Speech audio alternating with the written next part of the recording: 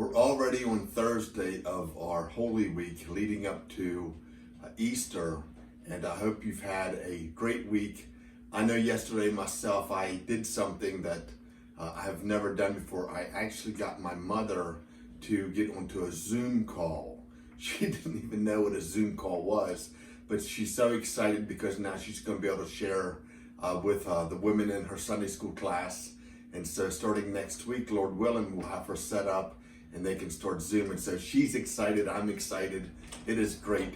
Hey, we're going to get back into our study here in James chapter 3, and we're going to kind of finish talking about the tongue.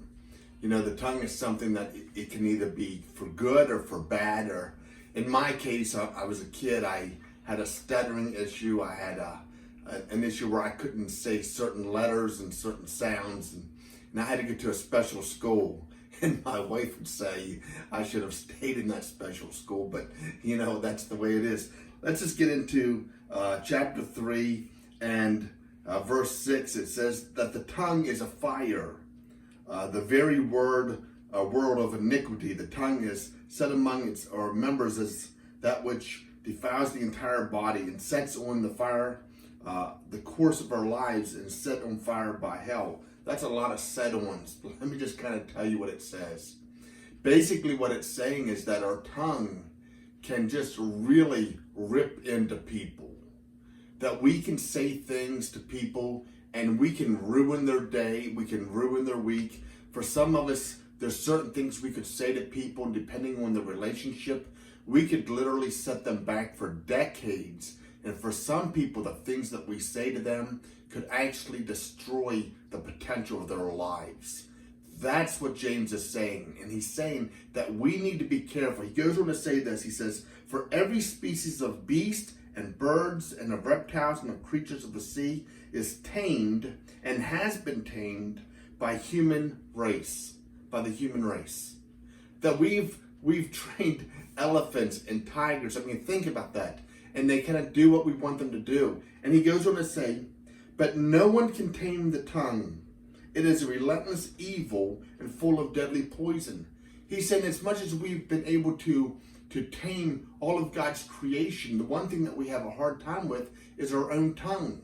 And he says it's like dangerous. I mean, the things that we do, the words that spew out of our mouth can absolutely be dangerous. You know, it's interesting to me that we can win an argument and destroy a relationship. Isn't that true? That we can let people know that we're right, they're wrong, and in the process ruin our relationship. We need to be careful with our tongue. You know, it's something that I deal with all the time in my own personal life. There's times, and I'm just going to be transparent, I can be sharp with Teresa. And there's times she'll let me know, you know, she didn't like it. I can see it sometimes in her facial expressions. And sometimes I can see it in the way she treats me.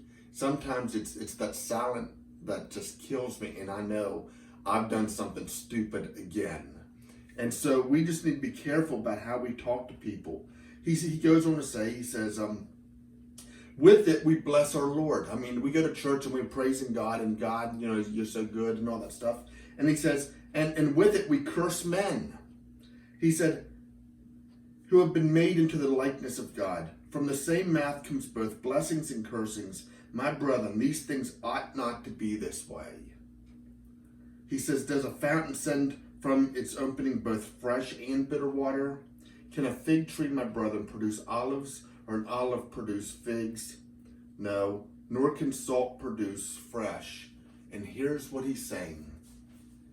He's saying that there's an inconsistency in our lives as believers.